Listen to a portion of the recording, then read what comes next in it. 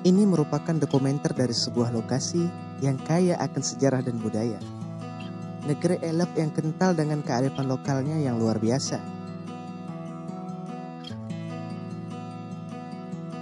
Sumber daya dan hasil alamnya yang melimpah membuat susah lupa bagi mereka yang pernah singgah ke sana. Ya, Langkat. Mari kita berkenalan terlebih dahulu. Langkat adalah sebuah kabupaten yang terletak di Sumatera Utara, Indonesia. Memiliki ibu kota yang bernama Stabat, memiliki 23 kecamatan dengan luas 6.273,29 km persegi dan berpenduduk lebih kurang 1.041.775 jiwa.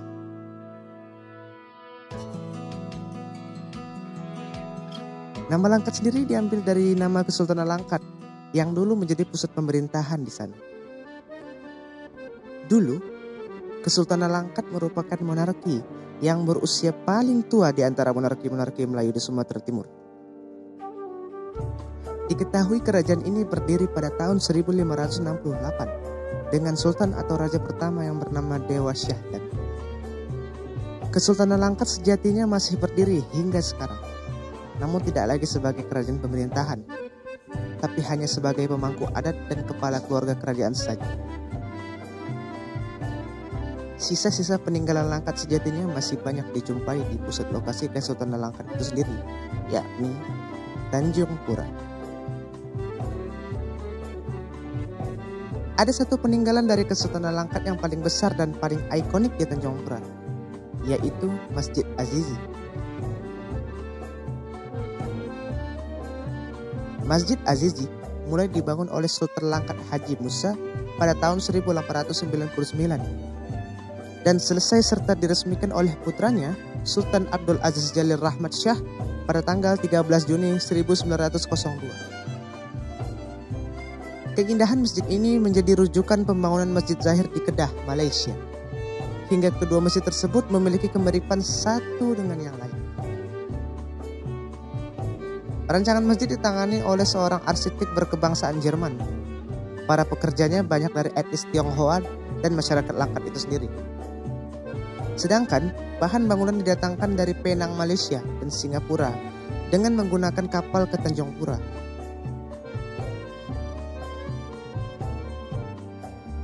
Pada masa itu, Sungai Batang Serangan masih berfungsi baik dan kapal-kapal dengan tonase 600 ton dapat melayarinya.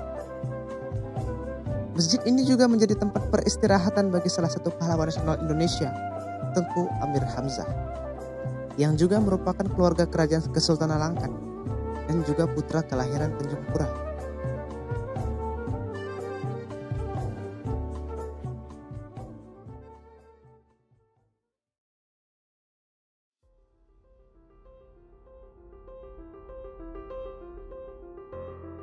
Tanjung Pura kini menjadi kawasan yang masih kental akan pengaruh budaya dan kearifan lokal yang terbawa sejak zaman Kesultanan masih kokoh berdiri sampai di zaman modern sekarang. Bukti nyata bahwa pengaruh masa lalu masih begitu nyata yakni syariat Islamnya. Syariat Islam di Tanjung Pura memang tak seperti di daerah Aceh. Melayu adalah tempatnya berlaku dan kepatuhan syariat Islam. Hal itu frasa yang tentu memiliki fundament kuat dalam pikiran dan sejarah. Melayu adalah transmisi dan tumbuhnya syariat Islam, menjelaskan berlakunya syariat kepada masyarakat bangsanya sebagai hukum yang dipatuhi atau living laws. Di mana negeri dipimpin sultan, disitulah syariat Islam tegak. Itu bukti bahwa syariat Islam terlebih dahulu eksis, diakui dan dipatuhi sebelum datang importasi sistem hukum Eropa. Penduduk Tanjung Pura kebanyakan datang dari Siak, Kedah, Selangor, petani dari beberapa daerah di tanah Malaysia, sehingga lingkungan tradisi budaya Melayu Malaysia masih berhubungan sangat kental di kota ini. Meskipun kini telah banyak sekali perbedaan adat budayanya. Langkat juga didominasi suku Melayu, identik dengan agama Islam. Pasalnya, adat Melayu merupakan adat bersendikan hukum syara atau Islam, dan hukum syara bersendikan kitabullah atau Al-Quran. Jadi suku Melayu itu sangat identik dengan agama Islam.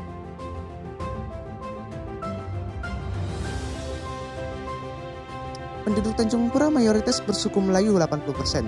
Selebihnya 20% adalah pendatang dari Tionghoa, Aceh, Minang, dan Banten. Dalam sejarahnya terdapat pula nama-nama besar yang pernah menimba ilmu di Tanah Langkat, seperti Amir Hamzah, Adam Malik, Khairul Anwar, Armin Pane, dan lain.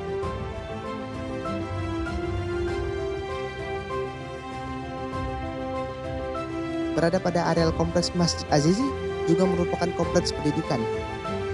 Hingga di zaman pembangunan silih berganti, pejabat yang bertahta di singgasananya berziarah ke makam Syekh Rokan di Desa Besilam. Dan Tanjung Pura masih tak berubah dari wajah kemiskinannya.